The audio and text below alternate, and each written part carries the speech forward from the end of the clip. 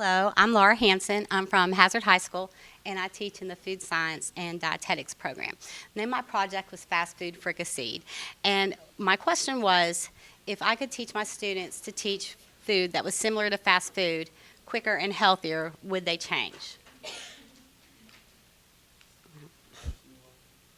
This one?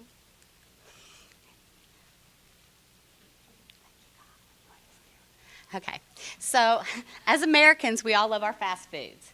And as you can see, we have a map of the United States that shows each state's favorite. The interstate directs us to them.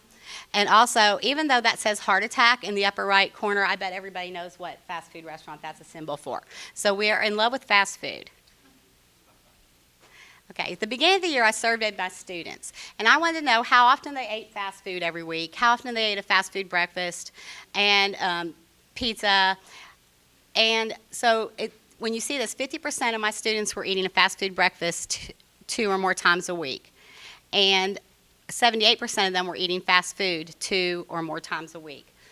So I then asked what diseases that their family had, in particular diabetes, high cholesterol, heart disease, and high blood pressure, because these diseases are not only hereditary, but they're also food related.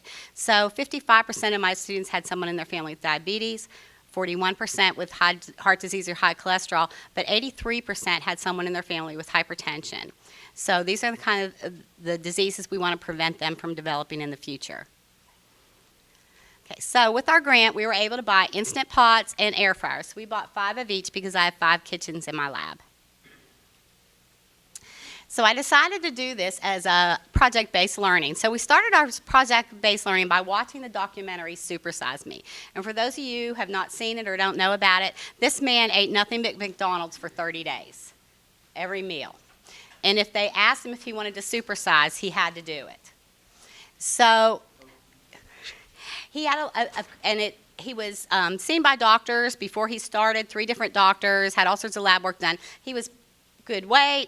His lab work was all perfect. At the end of the 30 days, he had gained about 18 pounds. His energy level was way down. His cholesterol was out the roof. His blood pressure was up. And what surprised all the doctors was that he developed a fatty liver in 30 days. So he was on his way to liver disease. So the next part of the project was they got to pick whatever fast food meal they wanted to. Pick whatever you want. If you could have all the money in the world to spend on it, what would you want? And I had them figure out how many calories went in it, how much sugar, how much salt, how much fat was in that meal. And then we put them in food groups of 3 or 4 people, and they had to pick out a food that they could make in the Instant Pot and one in the air fryer that had a comparable product to a fast food restaurant. And they had to do it for the budget of $6 for the entire group. So I'm going to let my students, Kyle Johnson and Tricia Murray, tell you how this project worked out.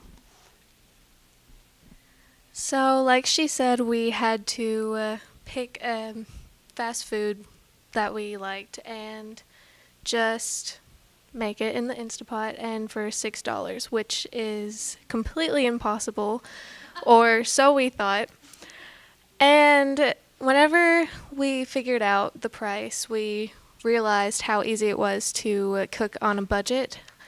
And the pictures showing you are us trying out the Instapot and air fryer for the first time.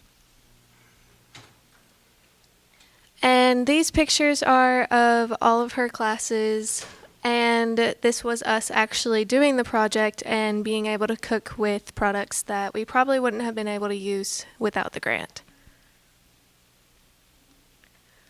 So after we did the product, we made posters and put them up in the hallway, comparing the calories, proteins, and everything to the fast food, and we hung them up in the hallway for other students to learn what they're eating and putting into their bodies. These are some of the things that we made. My plan on this was to make spaghetti and a breadstick, but unfortunately the breadstick could not come in because it was over the budget. So I made spaghetti and French fries. But we made chicken wings, chicken tenders, sliders, bacon, fried chicken, Cajun fries, and French fries all in the air fryer. and then mashed potatoes, baked potatoes, macaroni and cheese, chicken tacos, French toast casserole, and spaghetti marinara in the Instant Pot. That was it. Okay. So when the survey was, when the project was done, I resurveyed my students. So I asked them again, how many times a week do you get a fast food breakfast? How many times a week do you eat at a fast food restaurant? I didn't ask them about the diseases again because those would have stayed the same. But I also asked them, now that you've learned to cook similar meals in class that had less fat and calories to what you ordered at a fast food restaurant, do you think you will be more likely to cook at home? And 80% said yes. Did seeing the negative health effects that eating fast food caused in the documentary Super Size Me reduce the amount of times you eat fast food? 80% said yes. Did cooking a meal for $6 for your food group make you reconsider if fast food is a bargain? 72% said yes. And the last one, now that you've learned how to cook healthy foods that tasted good in class, how likely would you be to try the recipes at home? And 88% of them said they would be likely to do it. So this is what our results were. Students reduced fast food breakfast 2 to 7 times a week by 33%. Students reduced eating fast food 2 to 7 times a week by 31%. 80% said they're more likely to eat at home now that they've learned to cook with an air fryer and Instant Pot. 80% said that watching Super Size Me and learning about the negative health effects from eating fast food reduced the amount of times that they eat fast food. And 85% said that they would be likely to try these healthier recipes at home. I also, they have their little cookbooks with them. All the recipes that we made, we put in a binder for them so that they now have these recipes to take home. And they researched these recipes and found them themselves.